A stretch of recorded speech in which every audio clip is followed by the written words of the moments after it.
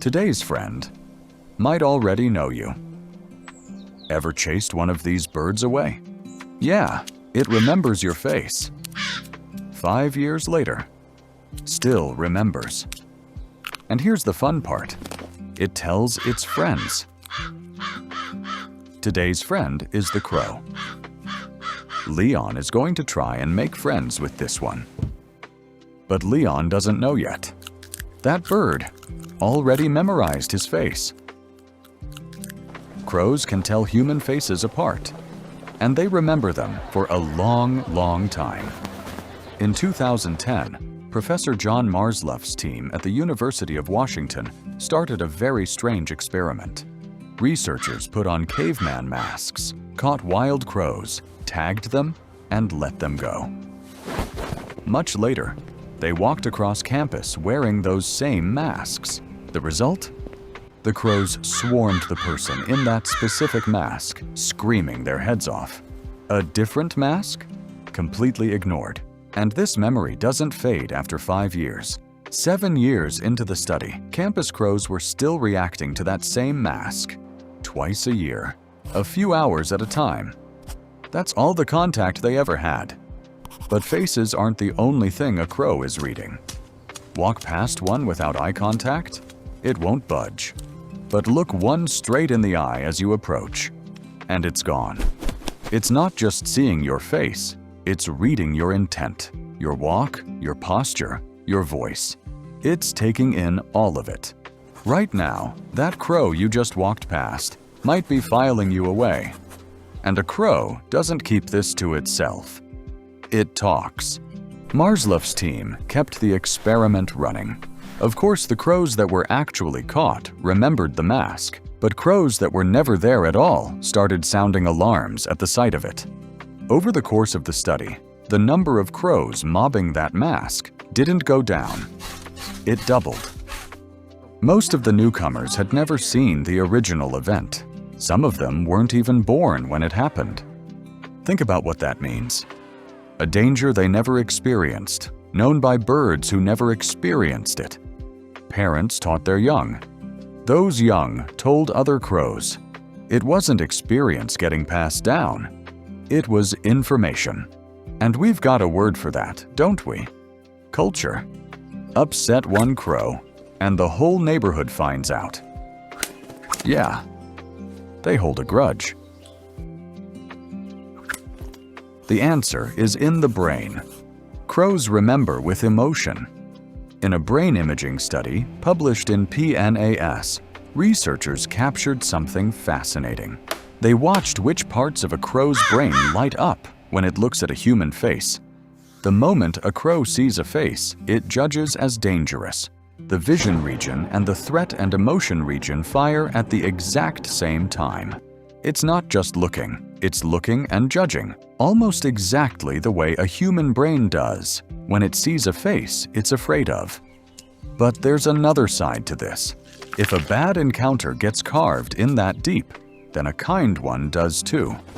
A crow doesn't only remember the person who hurt it, it remembers the person who fed it. And it tells its friends about that one too. So to a crow, you're one of two things: a threat worth remembering, or a friend worth remembering. There's no in between. Crows use tools. No, actually, they make them. On the island of New Caledonia in the South Pacific lives a very particular crow. It's the only known non-human animal that manufactures hooks.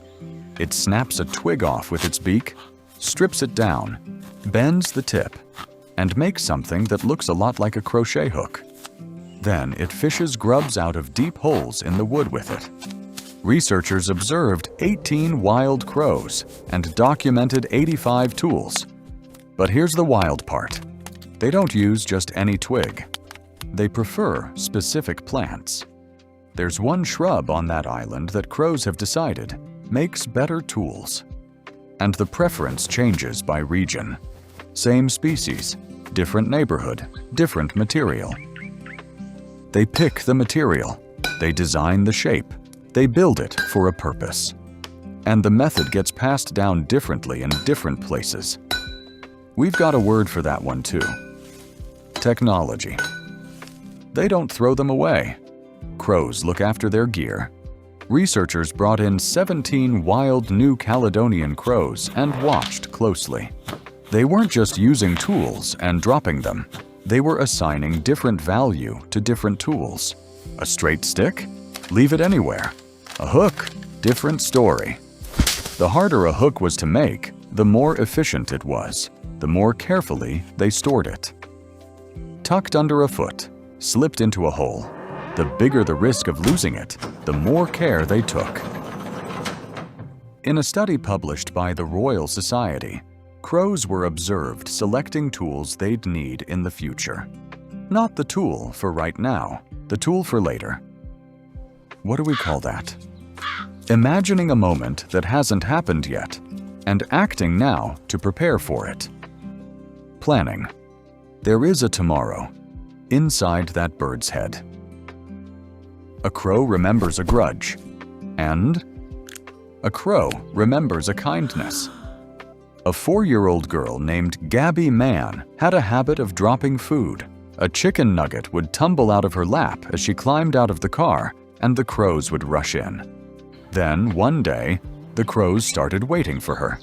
Gabby began sharing her lunch. Before long, leaving peanuts out every morning became a ritual. And then one day, something was sitting on the empty feeder. A single earring. A hinge. A piece of glass worn smooth. A blue paper clip. A yellow bead. A Lego brick. A pearl-colored heart. The crows had left them. And one more. Gabby's mother once lost a camera lens cap in an alley. A few days later, it was beside the bird bath. A crow found that lens cap in the alley, carried it home, washed it in the bird bath, and left it there. No one taught it that. A wild bird, never tamed, never trained. It decided, all on its own, to give something back. That ability to remember your face for 5 years? It was never only about hating you. A crow remembers you. What it remembers, that part's up to you. So really, there was only ever one way to do this. All right, smile. One more friend today, and Leon's album still has a lot of empty pages. Hit like and subscribe, and help Leon fill this album. So, who's next?